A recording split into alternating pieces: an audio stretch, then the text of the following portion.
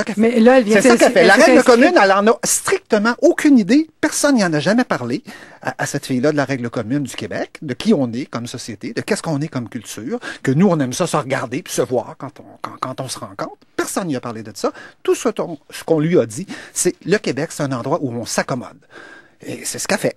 Et ça peut pas être une politique d'immigration, je m'excuse. Bon, alors, Charles Taylor, Jocelyn McClure, qui répond? Charles Taylor, allez-y. Ben, Oui. d'abord, il y a plusieurs choses qui nous clochent absolument. D'abord, la comparaison avec l'Europe, ça ne tient pas debout. Il y a en Europe des immigrants, des millions, parfois, de musulmans, dont une bonne partie se sentent exclus, sous-éduqués, ne peuvent pas s'intégrer, ne peuvent pas trouver les jobs qu'ils cherchent, que ce soit en France, que ce soit en Hollande, que ce soit en Allemagne. Ces gens-là parlent souvent mal ou pas la langue nationale. En Hollande, c'est particulièrement difficile parce qu'ils ne veulent pas apprendre hollandais, ils veulent plutôt apprendre l'anglais ou l'allemand. En Allemagne, il y a des troisième génération de Turcs qui parlent mal l'allemand, qui parlent mal le turc, qui sont sous-scolarisés. On continue comme ça. Alors, c'est un problème complètement différent où une non-intégration attise des replis identitaires de différentes sortes, pas nécessairement même religieux, parce que ça peut être un repli identitaire des banlieues parisiennes, on brûle les autos de tout le monde. C'est pas du tout le problème ici. Ici, on a un pays d'immigration, Canada, Québec, depuis un siècle. On a très bien fait ça, justement parce qu'on a accommodé les gens depuis très, très, très, très longtemps, sur toutes sortes de plans. Par exemple, ici au Québec, des classes d'accueil pour des jeunes immigrants, il y a un accommodement qui s'est fait là pour que les gens s'intègrent. On s'est préoccupé de l'intégration depuis 100 ans ici, et ça veut dire qu'on est attentif aux demandes et aux besoins des populations immigrantes. C'est ça le secret de notre réussite ici. Alors, pour dire qu'on devrait imiter les Français, imiter les Hollandais, ou ça pour créer un grand problème. J'ai jamais proposé ça. On va réagir. Espèce de levée de bouclier généralisé, vous n'allez pas avoir ça, etc. Bon, ça, c'est une grande erreur. Jocelyn McClure. Ouais, puis je me demande quelle est cette règle commune qui serait absente au Québec. On s'est donné au Québec donc une charte des droits et libertés avant que le Canada fasse la même chose. On s'est donné une politique de l'immigration et de l'intégration qui est l'interculturalisme. On a défini un modèle de laïcité à travers le temps, une laïcité ici donc qui ne veut pas une position anti-religieuse. Dès les années 90, donc le débat français n'a pas précédé beaucoup le débat québécois. Dès les années 90, la question du voile à l'école s'est posée, puis on a choisi une approche inclusive parce qu'on s'est dit, ce qui est important, c'est que l'école, elle, devienne laïque, qu'elle favorise plus le protestantisme ou le catholicisme, mais qu'elle devienne l'école de tous, mais que des élèves, eux, portent des signes religieux quand ils fréquentent les classes. C'est pas grave. L'important, c'est qu'ils s'intègrent, puis qu'ils fréquentent d'autres étudiants, puis ainsi de suite. Donc, on s'est donné des normes, laïcité, interculturalisme, les chartes des droits, qui balisent donc la vie en commun ici. Puis parmi au cœur de ce modèle de laïcité, il y a aussi des accommodements qui sont octroyés, donc des accommodements appelés raisonnables. Ça fait partie de ces règles communes que l'on a ici au Québec. Oui, et donc vous voulez pas du tout, Charles Taylor, qu'on prenne la France comme modèle. Absolument pas. Ou comme anti-modèle, peut-être? Comme le modèle à ne pas suivre? Ben, à certains égards, oui, mais c'est pas tout à fait le cas, parce qu'il y a des institutions comme la HALDE en France où on a commencé à, justement, s'ajuster à ce problème de la diversité. Il y a beaucoup de... On monte beaucoup en épingle la commission Stassi et la loi Stassi, qui n'a pas été, pour moi, une inspiration, mais il y a beaucoup d'autres mesures en France. Ils s'en vont dans la direction d'une saine diversité et de tenir compte de la diversité. Oui. Christian Rioux, c'est vrai, en France, quand on voit, entre autres, les émeutes, par exemple, c'est difficile de penser que ça va bien et que l'intégration est réussie. Oui, non, il s'agit pas de prendre le modèle de nulle part pour l'appliquer au Québec. Le Québec doit développer son propre modèle, comme les Français ont développé le leur, comme les Britanniques développent le leur. Ça, je pense, c'est une évidence. Est-ce qu'ils arrivent autant ici, Charles Taylor, dans notre société? Est-ce qu'ils arrivent autant pour s'intégrer? Parce que nous-mêmes, on a cette question aussi du bilinguisme, des anglophones, des francophones. On a nos propres complications. Oui, ils sont face à ça aussi. S'intégrer à quoi exactement? La question pour un immigrant qui arrive dans une société comme la nôtre, elle se pose aussi d'une manière spécifique et particulière. Numéro un, c'est le travail. Ils veulent s'intégrer. Ils arrivent ici, il y a deux choses, ils disent toujours. La liberté. On est venu ici parce que c'est un pays libre.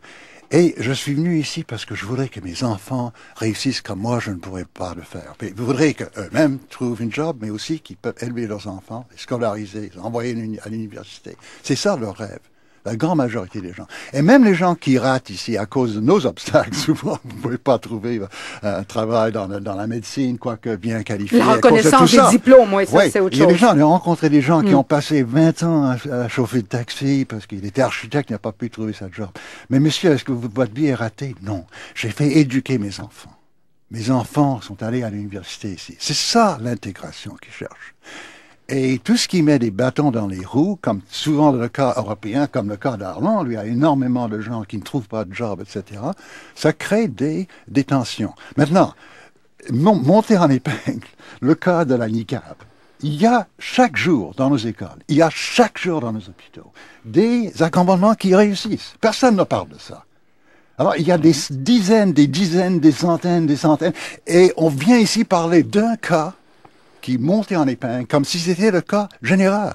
C'est un cas où on a dû téléphoner au ministère, hein, et peut-être pas à juste titre. Ce n'est pas la règle ici.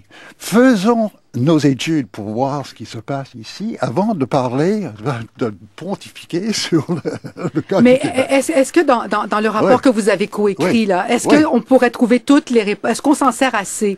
Est-ce qu'on pourrait trouver, selon vous, toutes les réponses qui seraient satisfaisantes sans aller frapper chez la ministre? On a même parlé du niqab. Personne n'a lu notre... Ben, burqa, niqab, on a parlé de ça ensemble. Et on a reconnu que c'est un... Pour ce qui est d'une enseignante, c'était clair, on ne peut pas porter le niqab. La communication est essentielle à l'éducation. Et je crois que le même problème surgit dans ce cas-là. Et c'est vrai qu'on a mis énormément de temps à le régler. Mais c'est pas parce qu'on a lu le rapport et on ne savait pas. C'était dans le rapport qu'on a parlé de ça. Oui. Mais c'est pas assez difficile. Il y a une autre façon aussi d'aborder ce cas-là du niqab. Ce cas-là nous a démontré qu'on avait déjà les ressources pour dire non à des demandes qui sont déraisonnables. Il y a personne qui est venu défendre l'idée qu'il fallait accommoder la demandeuse dans ce cas-là. Il y a des bonnes raisons qui sont déjà établies par le droit qui nous permettent de dire non, ces demandes-là sont déraisonnables, elles entraînent des contraintes excessives. Donc ce cas a révélé ça. Donc là, effectivement, je pense que cette question-là aurait dû être gérée à l'interne, aucun doute là-dessus, mais les normes, les balises sont déjà là. Une des recommandations importantes du rapport Bouchard-Taylor, c'était l'idée qu'il fallait se doter d'un livre blanc sur la laïcité au Québec, parce que la laïcité, elle est là, en acte, dans nos institutions. C'est cette question-là, vous, que vous développez davantage, la laïcité, oui. Tout à fait. Puis je pense que si, effectivement, le gouvernement avait accueilli cette recommandation importante du rapport Bouchard-Taylor, 2 ans plus tard, on n'en serait pas au même point. Les fondements du modèle de laïcité seraient mieux connus, les balises aussi. Donc ça, je pense qu'il y a eu une absence de leadership aussi politique. La laïcité au terme. Quand Jeannette Bertrand et tout son groupe dit les femmes ont été assez longtemps soumises aux religions, et c'est le temps justement d'avoir la neutralité, ce que vous appelez la neutralité trompeuse dans la lettre que vous avez écrite dans Le Devoir. Est-ce que faut pas aussi tenir compte de la bataille des femmes, des féministes au cours des dernières années, des dernières décennies au Québec, dans ce dossier? Mais le féminisme que je reconnais, pourtant, c'est un féminisme qui libère les femmes. C'est-à-dire, elles ne sont plus traitées comme des enfants, comme elles étaient par leur mari, par la loi. Auparavant, on ne pouvait pas disposer de sa propriété sans consentement. Il faut en finir avec ça. Si des femmes choisissent d'entrer dans une certaine religion et de prendre une certaine discipline, si ça ne gêne pas les autres, ces femmes ont le droit. Qu'on cesse de dire aux femmes, vous êtes comme des enfants, on va vous forcer de faire ça parce que c'est pour votre bien, les enfants. Ça, j'en ai fini de ça et je ne peux plus accepter ce genre de... Tout le monde dit oui, la laïcité, pour le mieux vivre ensemble. Sauf quand vient le temps de l'appliquer, ce principe-là, c'est là où ça heurte.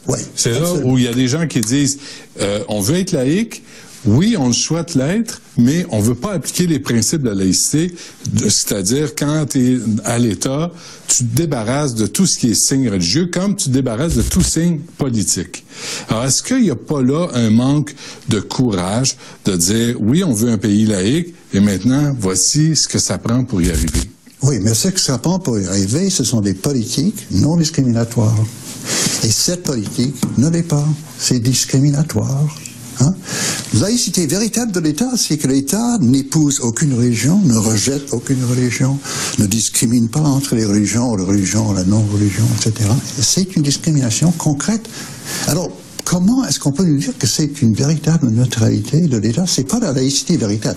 Moi, je voudrais une laïcité dans les faits. Hein, où les gens sont vraiment traités selon leurs mesures individuelles, non pas d'après les stéréotypes, et non pas de façon à discriminer entre différentes religions. C'est ça la laïcité. Et d'un autre côté, un autre débat qu'il va falloir faire, et ça c'est encore beaucoup plus épineux, il faut que les femmes qui se sont prononcées se rendent compte qu'avec l'augmentation de la population musulmane au Québec en ce moment, dans 20 ans, les femmes qui se sont prononcées contre le hijab, là, elles pourront même plus parler parce que c'est les musulmans qui vont avoir le contrôle du vote au Québec et c'est les musulmans qui vont faire la différence entre le parti qui va être au pouvoir et celui qui ne le sera pas. C'est simplement un calcul démographique et ça, c'est statistique et c'est là. Voyons le détail. Ça, c'est des ridicules. Ils sont 3% de la population. Parmi les immigrants musulmans qui sont ici, 60% ne pratiquent pas du tout. Je suis un peu choqué d'entendre parce que on entend en Europe toutes ces racontards de gens qui disent les musulmans vont prendre le contrôle. C'est absolument extraordinaire qu'un homme qui a une certaine éducation puisse tenir un langage pareil. Mais est-ce que vous êtes un multiculturaliste de gauche qui ferme les yeux sur les dangers des religieux extrémistes? Absolument pas. C'est très important de tenir compte de ça, oui. Avec cette difficulté que la plupart des gens qui sont les plus dangereux ne s'affichent pas. Hein? C'est ça le problème. Hein? Vous, M. Sirois, êtes-vous un paranoïaque, islamophobe, raciste, xénophobe, qui prône la race blanche, la pureté de la race? Moi, je me perçois pas comme ça, en tout cas. Bon, juste pour conclure, vous êtes pour la Charte des valeurs québécoises? Oui. Et vous êtes contre? Ben, contre cette mesure-là, oui, oui. Bon, le reste de la charte, ça va. Mais la mesure de l'interdit... C'est un contre-mou. Ciblé. C'est un contre ciblé. Merci beaucoup, Charles Taylor. André Sirois, merci. Merci.